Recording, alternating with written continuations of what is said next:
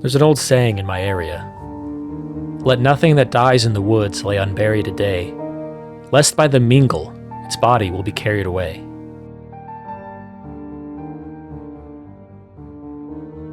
My grandfather's property line covers 60 acres of upstate New York. The land hosts a mixture of thick woods, small ponds, dense swampland, and fields of grass scattered between the various hills that Southerners from the flat states would probably call mountains. I'm unsure exactly how we first came into the land, and I have no idea what the first person in our family intended to do with it all, but I do know that a small portion of it eventually became the apple orchard that my family is known for. I grew up working in the orchard, as everyone in my family has since my great-grandfather planted the first apple seed. My dad worked it, and his dad worked it when he was a kid. The family has always been close thanks to this orchard. I have 2 sisters that are twins, and a cousin that's more like a brother to me. We're all close in age, and for the most part grew up the same way. Except I know for a fact that none of them have seen the Mingle. We had heard stories while growing up, scary stories to keep us from wandering in certain areas of the property. My grandfather told us of the thing that walked the acres even before the Indians, and it would feast on dead animals that had been left out overnight. Apparently, when the property came into our family so long ago, there was already folklore of a creature that looked like several different animals, but it couldn't truly resemble any of them. It was a collective of whatever things had died on the land. The Indians had no name for it, or if they did, they didn't tell it to the people that took their land. But a warning was given, and it was always passed down to the younger generations, about the creature that lived on the land. Some stories say the creature devoured corpses of anything left unburied overnight. Other stories say the thing would actually kill and eat animals for what it needed to survive. Eyes to see, ears to hear, and teeth to consume. It was because of these stories that it was eventually given its name, this devourer of bones and rot. This amalgamation of carrion flesh became known to the locals as the Mingle, and thus its legend truly began. The locals say that the only way to summon the Mingle is to kill an animal and leave it untouched in the woods. The Mingle would see this as a gift and appear to you, which is how the saying, "Let nothing that dies in the woods lay unburied a day, lest by the Mingle its body will be carried away," first began. But nobody had ever actually seen the Mingle, and there was no way of knowing how many times this had been tested. But our grandfather said that that wasn't the only way to call the Mingle. He said anything left outside overnight could be considered a gift for the Mingle, and that if you left something out, it would appear to you for another offering. Give the Mingle that offering, and it would give back to you the gift of knowledge. Because of these stories, parents in the area would threaten their naughty kids by telling them to be good and clean up after themselves, or the Mingle would take whatever they left outside and come back for them at night. It was just a kid's story, meant to scare children into picking up their toys. Now to scare the kids in my family, the adults would tell us one particular story about the Mingle. They would say that my grandfather had a brother, but his brother had always been a bad child. He was rude and wouldn't listen to his parents or anyone else. He would talk back and throw fits constantly. So one night he was sent outside and given to the Mingle. When the boy was taken as an offering, his father, my great-grandfather, was given the gift of knowledge by the Mingle, and he just knew to grow apple trees in the area where the orchard now stood. In truth, my great-grandfather really did start the orchard, and the apples that came from it were the new family business. We would all jokingly say that it only cost us one disobedient kid. But thankfully that part wasn't true. My grandfather never had a brother. Even Grandma, before she passed, would tell us that Grandpa never had a brother. And it was all just a bedtime story meant to scare us into being good and picking up after ourselves. It was a story that kept us from being bad kids for fear of being given to the Mingle. But it was also a metaphor for the sacrifices that my family made to tend the orchard that had provided us with so much. As time went on, us kids grew up and stopped worrying about our parents giving us to some horrible monster in the woods. Just like we stopped worrying about what was under the bed or in the closets at night. We grew up, but we never forgot about the Mingle. We didn't believe in it either. Why would we? We had never seen it. That wasn't until I was 17, when a simple act of forgetfulness led me to see the Mingle for myself. It was noon on a day when the clouds had lingered over us since sunrise, threatening to douse us with rain at any second. The air smelled of the coming fall, and the wind carried the slightest breeze that didn't stop the sweat from forming on my forehead. The customers had been coming for a week already, parking their cars in the gravel area we designated as the parking lot by roping off a large square with yellow ribbon tied to stakes. The people would come to pick apples, purchase cider by the gallon, and take pictures with the colorful trees. My sisters worked in the office collecting entry costs and ringing up totals for everything we sold. My cousin and I usually had the same job, which was to collect fallen or discarded apples in an effort to prevent the smell of rot and to keep insects away from the customers. We both had our sections, and I would start at one end and walk the entire row, cross to the next lane, and walk to that end. You would do this on repeat until every row was covered. Then I'd go back to the beginning and do it all again. Along my way, I'd stop and greet guests. I'd help them with their buckets or wagons, even take pictures for them. So it would take some time to get from start to finish. But this was the job. All day, every day, during the busy season. A few rows over from where I was walking, I heard a woman softly calling out for a boy that must have wandered away on his own. I crossed through the rows of apple trees until I saw her a few trees up. I waved and asked her, "Hey there, you need some help?" She smiled, shrugged, then looked around and told me that her son likes to explore, and he must have crossed rows even though he was told not to. "Yeah, a lot of kids like to run between the trees. I'll help you look for them," I told her, and it was true.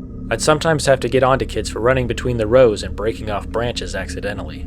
I noticed the basket in her hands and I reached out.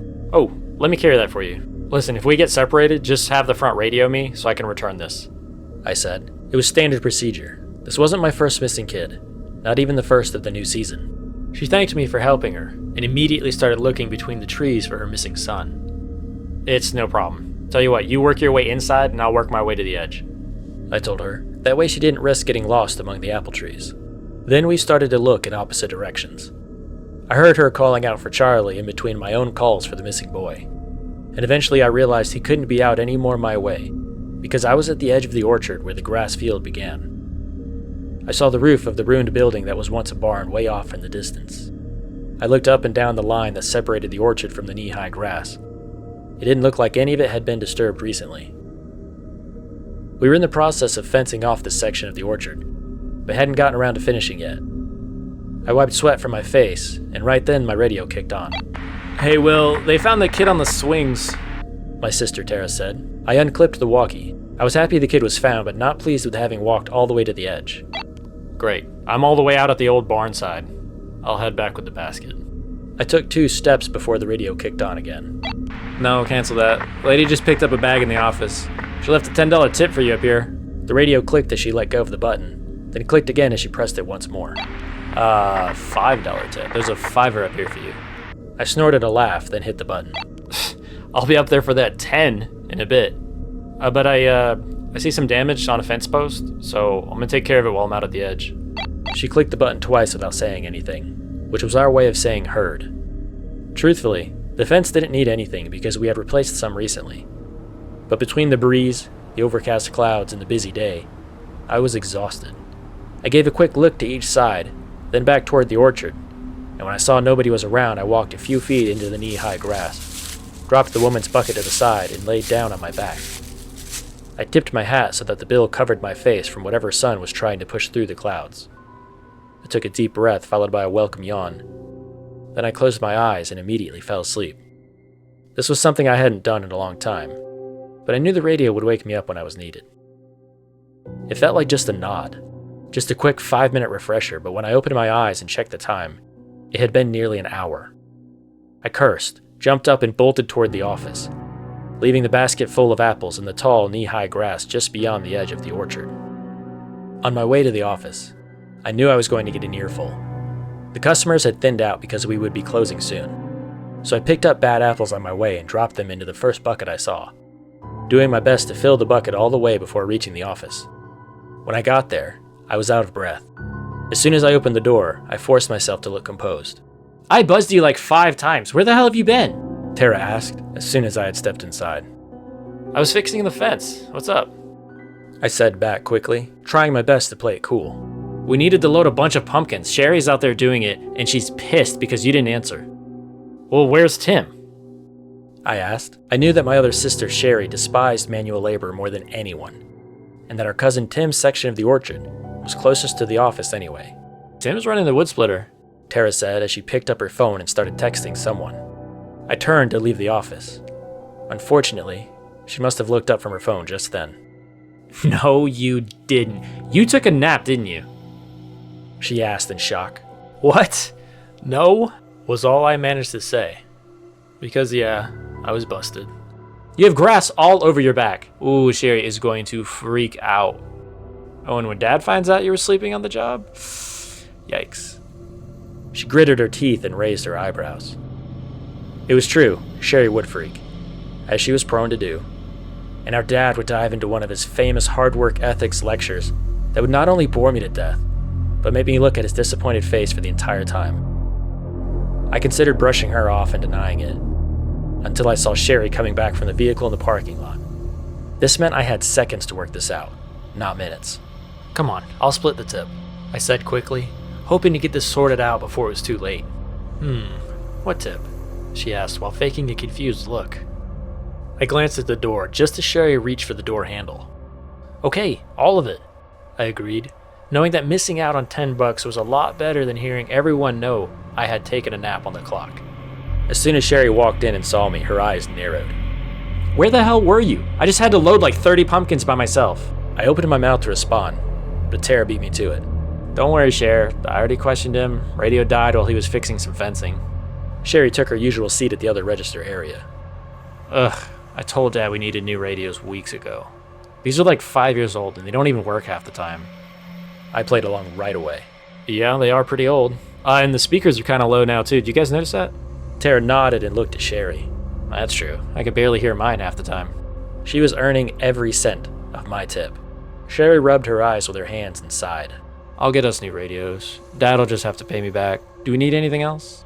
Tara looked up from her phone and said, You mean aside from bells for these kids to wear? My God, the next kid that gets lost and found, I'm feeding to the Mingle myself. We all laughed at the joke. It was a joke, like the monster under the bed or a Sasquatch. It was a harmless, innocent story made up to scare children. We laughed about it because we didn't know it was real. Tara shook her head and Sherry scribbled a reminder down on a post-it note that she stuffed into her front shirt pocket. We closed, boss? I asked my sisters. Tara looked to Sherry for an answer. They were twins in appearance only. While Tara was goofy and dramatic, Sherry was profoundly serious and formal, which is why she was the one in charge of us. We all knew that she would inherit the land when it was time. She earned it, and she was the only one that really wanted it. Myself, Tara, and Cousin Tim answered to her. She answered to Dad, who only handled the financial side since he never really was interested in the orchard. But he answered to Grandpa, who had the final say in all things. This was his land, his orchard, his kingdom, but she ruled it. Sherry went to the door and flipped the sign to closed. Yeah, they were the last customers. Someone let Tim know. I switched my radio off without anyone noticing, then set it on the counter. Yeah, I'm on it, I said, then walked backwards to the door so Sherry couldn't see the grass on my back. When I was outside, I shook myself off and swiped as much grass from me as I could reach before looking out in the direction of the wood splitter. Tim was out there, carrying a hefty bundle of freshly split wood to a nearby stack that was easily 6 foot tall and 10 foot wide. As I walked to him, he placed the new wood on the top at the end. Hey, back it in, cuzzo, I called out. He turned to me and wiped the sweat from his forehead. It's about damn time, he said, now leaning against the woodpile. Tomorrow you split wood, and I'll cover the edge. He grinned. Well, I mean, it was a post and 6 boards. It wasn't that easy, I told him while matching his grin. Yeah? Then he held up his radio and shook it side to side. Bullcrap. We replaced the nearest fence to that corner 6 months ago. You can't fool me, cuzzo, he said back playfully. The guy really should have been my brother. We even looked a lot alike, except he was a bit broader in the shoulders, and I was an inch taller. But our personalities and sense of humor were right about the same. Did your sisters catch you?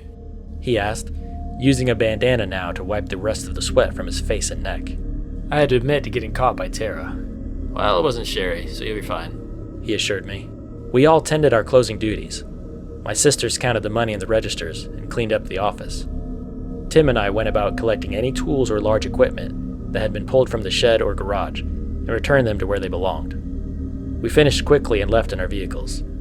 Tim and his, me and mine, and my sisters who rode together as usual. My sisters and I lived with our parents. Well, sort of. They all lived in the main house, and I rented the guest house, but I would still join everyone for meals. It was a really nice setup for me because I was out of the house without being on my own with extra bills. The evening was normal. They went to the main house, I took a shower, played some PlayStation, and when I got the text for dinner, I joined everyone at the table in the main house. Mom cooked an amazing Tuscan chicken over those bow tie noodles, and all of us asked for seconds, which was rare. Dad made small talk about the orchard before Mom gave him the no work at the table look, so he switched to talking about when Tara and Sherry were going to apply to the college that they both wanted to go to. It was a pretty nice family dinner, a nice moment in time, something I'd have in my mind to escape to soon enough. After dinner, I went back to the guest house, my house. It was 2 floors, with the upstairs being the bedroom and an office. Downstairs was an open floor living room and kitchen with the bathroom to the side. White walls and wooden trim on the windows, a thick metal front door, and a sliding glass door at the back that led to the small porch. It was comfortable, quaint, and easily big enough for me. I kept my games in the living room, and when I had played enough, I saw that it was already 10:40. I turned the game and TV off, then heard a meowing at the back door, which meant that tonight, Toby, Tobeans, wanted to sleep inside. I went to the window, pulled the curtain, and looked down to see his long gray and white-haired body pressed against the wall. I considered tapping the glass just to scare him, but he was staring hard at something in the distance. His meows turned into mewling and his back arched. I looked up, following his gaze, but I didn't see anything in the dark. He hissed loudly and tried to push himself further against the wall. Worrying that it could be a coyote or something like that, I walked a few steps to the sliding door and flicked the light on. Bright eyes reflected from the light, but not my cat's eyes. No, these eyes came from the woods about 20 yards away.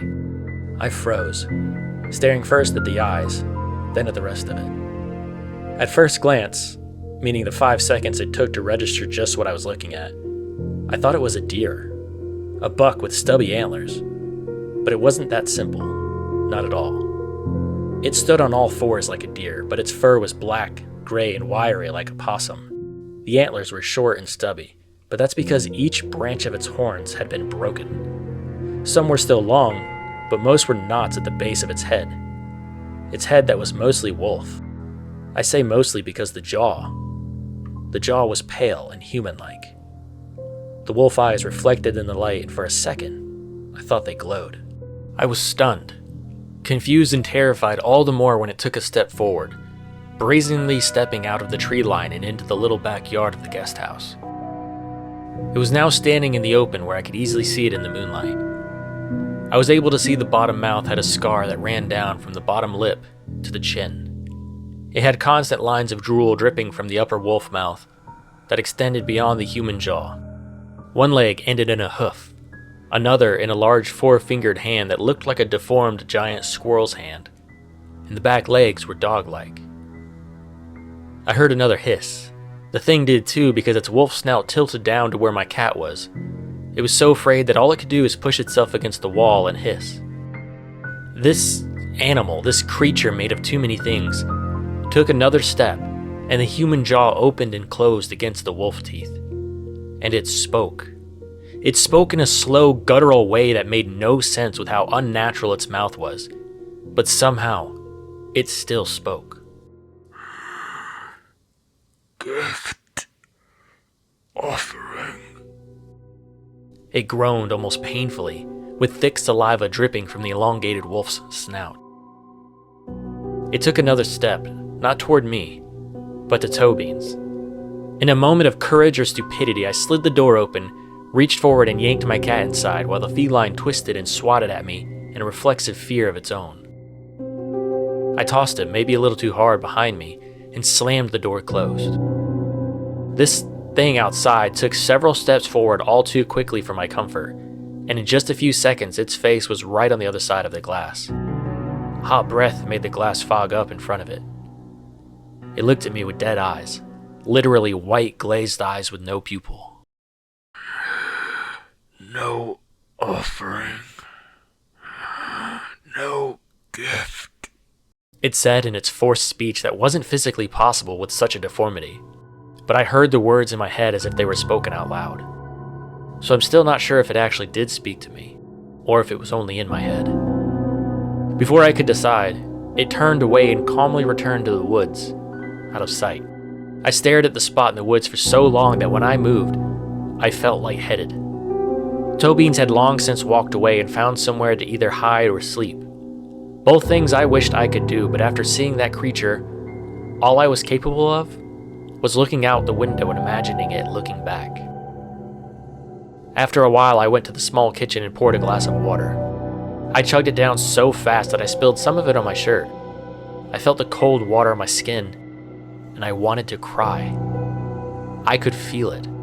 I could feel the cold and the wet, and that meant I was awake. I had really just seen it. A confusing mesh of human and animal parts. A Frankenstein of things that had lived in the woods. A thing that approached me expecting an offering for a gift. This was the thing that my family talked about like it was just a myth, but it wasn't. This was the Mingle. I don't remember going to bed that night, but I must have, because eventually the sun came through the blinds and woke me up. Soon my alarm would go off, but I was more than exhausted. I was drained.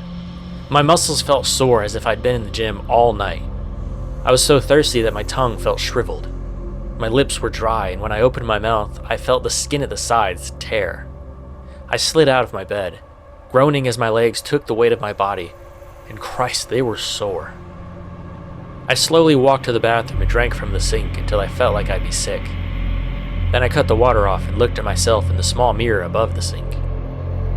I looked rough.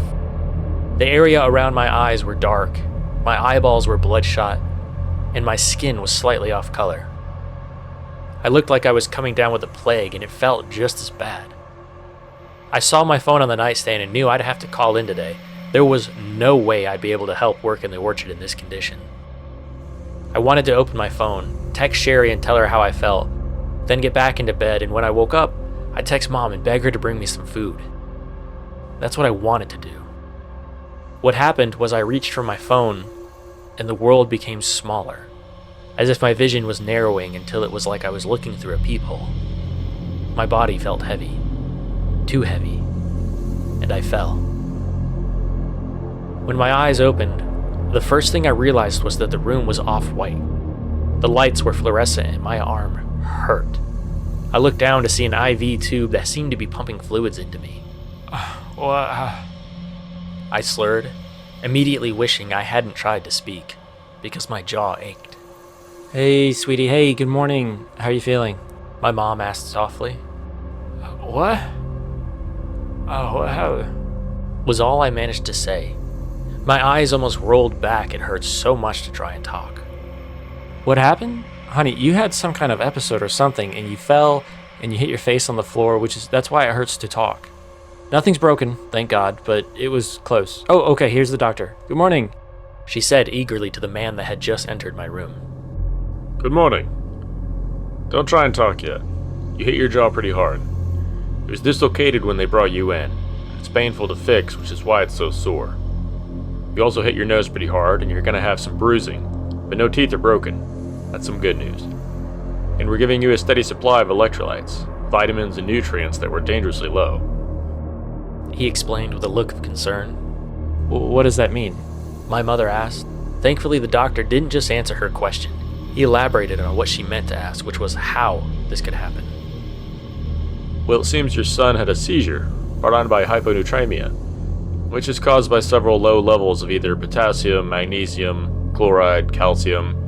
There's a few others, but the problem is, he was low on all of this. If it wasn't for the food and water we found in your stomach, we would have thought you were dehydrated and malnourished." I stared at the doctor, mostly because that's all I could do was stare, but also because I was in disbelief. I had been fine yesterday. Well, almost all of yesterday. "I'd like to run a few more tests, see what's really going on. We can also see if these electrolytes we're giving you are sticking around. I know you're in pain, but you already look better than when you came in. Alright, you try and rest. You're mobile, so you can use the restroom. But other than that, I'd like to monitor you overnight, so settle in and don't wander around. Just rest." He smiled at me and my mother, then left the room. My mom came to me and used her hand to brush my hair back. "You're all right now. I'm going to call your dad and I'm going to let him know everything, They were all here earlier. They wanted to stay, but I knew you wouldn't want everyone here. She was right. I slowly nodded to her, and she left the room. My eyes closed, and this time, I was truly asleep. I dreamed of being in traffic and getting rear-ended. When I got out to check on the other driver, they were having a seizure. I pulled my phone from my pocket, and somehow I was already on the phone with emergency services. Then another car came directly towards me. I dove out of the way as it crashed into my car, and I saw that the driver was also seizing. Come on, you gotta send somebody out here. I shouted into the phone. Well, they're having seizures. Something's happening to everyone. Another car crashed into the other side, and I shouted into the phone again. Listen, just send someone out here, please. I screamed in panic as the drivers around me were all having seizures. Well, that's all fine. But what about the carpets? The 911 operator asked casually, like that had anything to do with what was happening. This dream was all over the place. What? I was stunned, shocked, and beyond confused. I didn't need random questions. I needed paramedics, ambulances, and fire trucks to help these people. Well, did you leave it a gift? The 911 operator asked through the phone. This made me freeze. It made the sounds of cars crashing become completely silent. They meant the Mingle. They knew about it. My dream was questioning me. Suddenly I was looking at a tree line as something large and shrouded in darkness took a step toward me. I was terrified. I forced my eyes open and woke myself up, breathing harshly through gritted teeth. The hospital room was darker. The blinds and curtains had been pulled tight. Did you leave it a gift? A gruff voice asked. My eyes shot to the side to see my grandfather sitting in the chair beside me. His face was sad and worried, and he twisted his old hat in his hands. I was confused, but only for a moment. Then it turned into fear. It was all real. It was real, and he knew it. I shook my head to answer his question. Think, son. He leaned forward and put a weathered hand on the bed rail. I need you to really think about it. It could have been anything. Some berries maybe you picked up. You set them down in a rag. Maybe you left something in a bag, like your lunch or something. Did you leave anything like that outside of the orchard? I had never seen him so scared. He was always such a force. He worked the orchard and made it what it was. This man turned apples into an empire, and here he was, terrified. Then I thought of it. Basket. Apples. Far edge. I said slowly, barely able to move my jaw. He took in a deep breath that may have been used to cover a gasp, and he leaned back, then wiped his face with his hands. Jesus, boy. Why? He begged me. Accident. Lady lost. Kid. Fell asleep. I explained as best I could. The pain made my eyes water, but I could see him working it out. He knew about the missing kid yesterday. He knew that we were trained to take people's baskets when we helped them. He leaned forward and put his hands on me. It's all right. It'll be all right. We'll figure it out. I knew, but I still had to ask. Through pain and teary eyes brought on by fear, I asked him. Mingle? He rubbed my arm and nodded. Yeah. I wanted to ask him so many questions. I wanted to know everything he knew. But I was afraid that what I felt now would be made worse somehow, if I knew more. Like, the more I talked about the Mingle, the more it could hurt my body. So I looked away. But he told me anyway. He answered unasked questions, and I think he had wanted to do that for a long time. When I was a boy, my brother and I used to hunt the woods. We always loved the land because it provided whatever we needed. And we didn't kill for sport. We only took what we could use. One evening, my brother shot a buck. Huge thing with a rack. You couldn't get through a door. The sun was setting fast and it was heavy. Too heavy for us. And it was getting cold. Some snow had already fallen during the day and there was more on the way. So we decided to leave the buck and come back in the morning before the sun could spoil it. That night, though, that was when we saw the Mingle. He said. I looked at my grandfather and could see how difficult it was for him to tell me his story. After a brief pause, he went on. It looked so wrong. It had a body like a bear, huge antlers like a moose with fur and flesh hanging off of it. I thought it was shedding, going velvet, but this was skin, human skin. And its head was something like a coyote. I felt my heartbeat pick up as I wondered for the first time if more than one Mingle walked our land. I imagined a pack of those things trotting through the woods. My grandfather's voice pulled me back to the room. It came up to us. We saw it through our bedroom window and it talked to my brother. I couldn't hear it, but he did. He said it was in his head, and when he looked at me, I knew right then it was asking him if I was the offering. He said no, and he saved my life. My grandfather wiped a tear away. Next morning, Joey was so weak he couldn't get out of bed. It was like all the life had been sucked out of him. He said it hurt everywhere, like he'd been working in the field for a week straight. He could barely stand, but we told our folks what we saw. My daddy, he was a mean bastard back then. I wish I could blame the booze or something, but he never drank a drop of liquor. No, I think he was just born mean. And my mother was too scared of him to leave. Too much of a coward to save her sons. But he didn't believe us. Didn't believe what we said we saw. And he made my brother stand at the edge of the woods that night. I guess to show him there wasn't anything to be afraid of. It was raining, and he could hardly stand. He was too weak to cry out, too weak to resist. Oh, maybe he was just tired of being treated that way. Whatever the reason, it took him. It got its offering. And we all saw it then. Lit up by lightning strikes, we watched that thing pull my brother away. He was too weak to even fight it. My daddy changed after that. The next day he went out to where that orchard is now and started digging holes. He planted every one of those trees because something told him to. And he never hit me again. Never so much as raised his voice. Hell, he even tried to hug me a few times, but I was too scared to let him. I like to think that it was all part of the deal my brother made in the end. He would have wanted me to be treated better. Every time me or Ma said Joey's name, my father talked about him like he was just another part of the Mingle story. Finally, he started telling that story like my brother wasn't even real to begin with. He told it so much, I think he managed to convince himself it was just a story. It was easier to keep to yourself back then, so it's no wonder everyone else forgot I ever had a brother. He looked at me, and I could tell he was sad and angry, but mostly just sad. Did Joey... I muttered through the small gap my bruised jaw could make. have a scar? I managed to ask. My grandfather's mouth quivered, and he took one long finger and tapped his bottom lip on the side. Right here. Did it take his face? My grandfather asked me with a shaky voice that almost broke me. I could tell he needed to know just as badly as he didn't want to know. His jaw.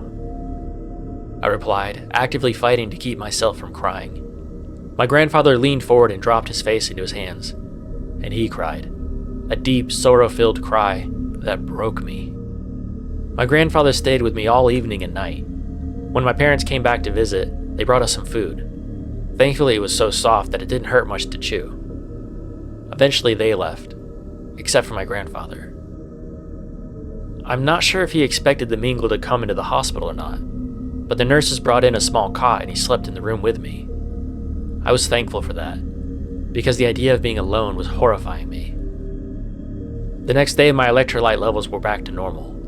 I was cleared for discharge and my parents took me back to our home on the land I knew the Mingle walked. I asked my grandfather privately if we needed to tell everyone else about what really sent me to the hospital. But surprisingly, he said no. He told me it wouldn't do any good to have everyone afraid of something they'd likely never encounter. What happened to me was purely by accident, a simple act of forgetfulness while the Mingle just happened to be close enough. He did go on a tirade to everyone that same day at the orchard about leaving things out of their places. He yelled and made a big commotion when a rake was left unattended for about an hour, and that was in the middle of the day. I think part of it was him being paranoid that the Mingle would take it as a gift, and the other part was him making sure that nobody left anything outside by mistake ever again. When night came, my sisters asked if I was going to stay in the main house. I told them no, I'd be fine in the guest house.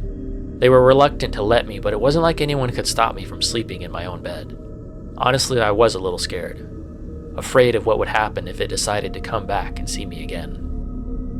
At about 10, I was awake in the small living room, just cautiously looking out the windows, when a knock at my door almost made me jump out of my skin. I hurried to the front and opened it to see my grandfather.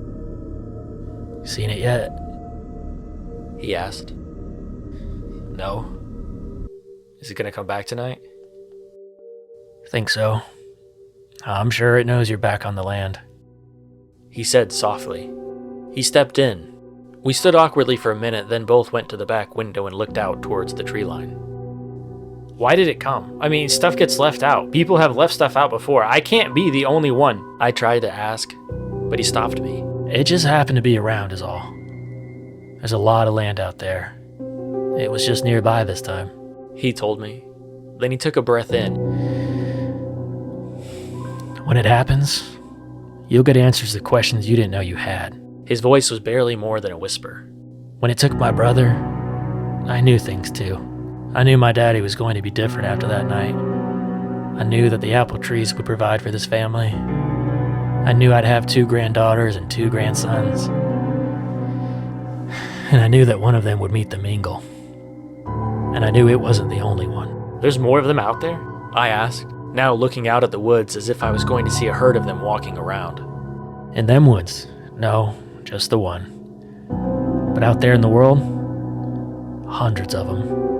The woods, the mountains, anywhere the wildlife lives and dies. I felt cold, a shiver that crawled across my body and wouldn't leave. Well, what does it want? I asked. Don't know. Guess that's something you'll have to ask.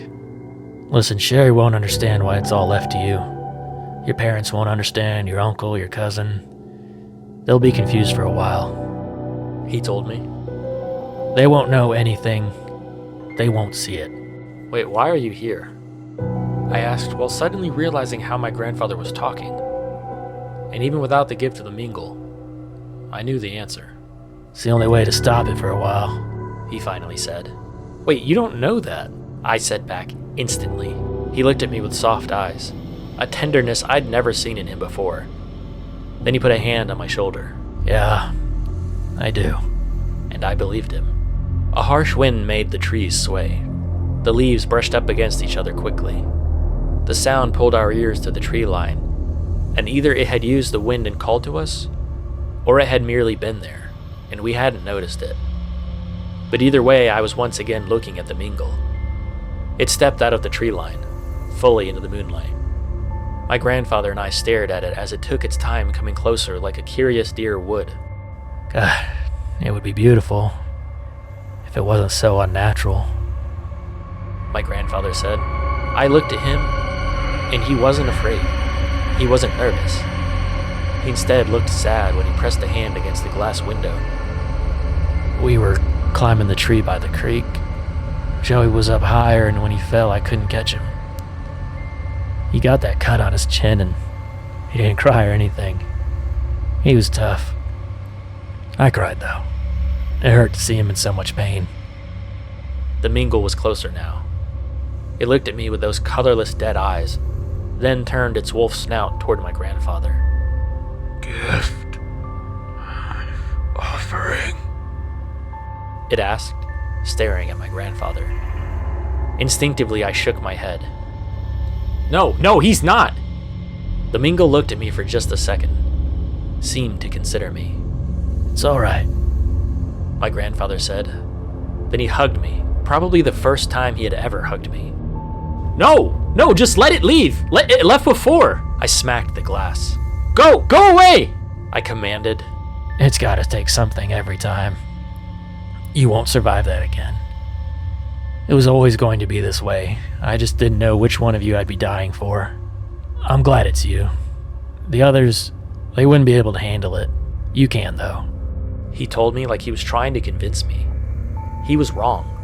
I clutched at him, held him, and squeezed him while crying my eyes out. He gently peeled me off of him and opened the back door. The Mingle looked at him, watched him exit the guest house, and walk past it toward the trees. Then slowly, it followed him to the woods. I stood in the doorway with my heart aching while I watched the two disappear into the darkness, where the moonlight couldn't get through the trees. It was quiet.